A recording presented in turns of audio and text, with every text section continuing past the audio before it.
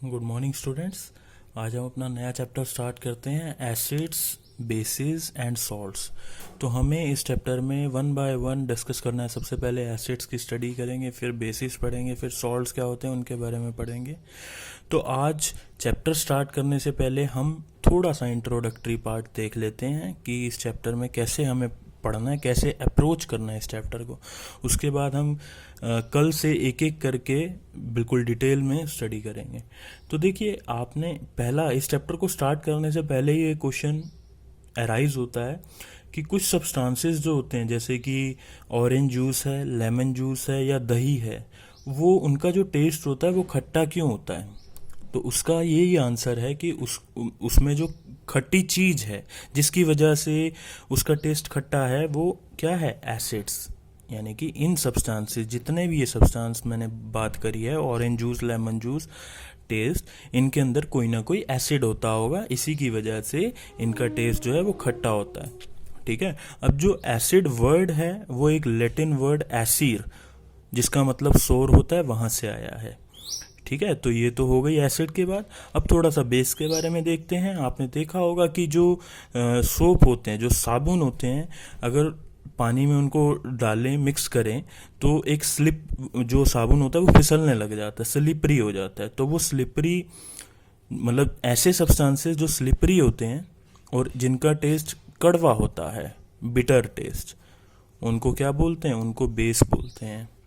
ठीक है। ऐसे ही कुछ और बेसिस का एग्जांपल है वो, जैसे वॉशिंग सोडा,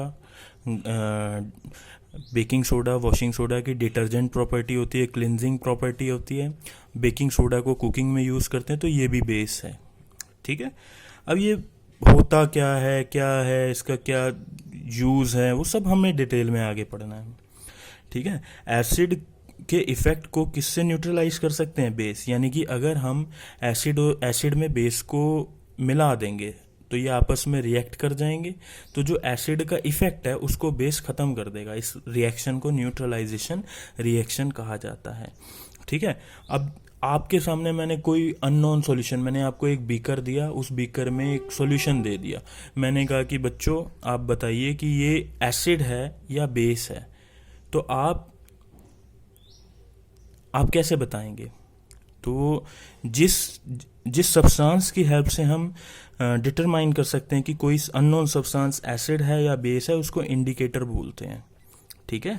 इंडिकेटर बोलते हैं। अब इंडिकेटर का एग्जांपल लेते हैं, जैसे लिटमस पेपर। ऐसे ही लिटमस सॉल्यूशन भी होता है। लिटमस पेपर भी दो तरह का होता है, ब्लू और रेड। ठीक है।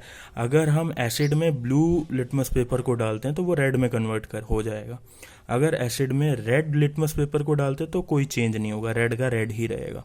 अगर हम बेस में रेड लिटमस पेपर को डालें तो वो ब्लू में कन्वर्ट हो जाता है।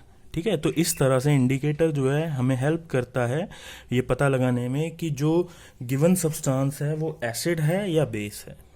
तो बाकी हम एसिड्स की स्टडी कल से स्टार्ट करते हैं। ओके।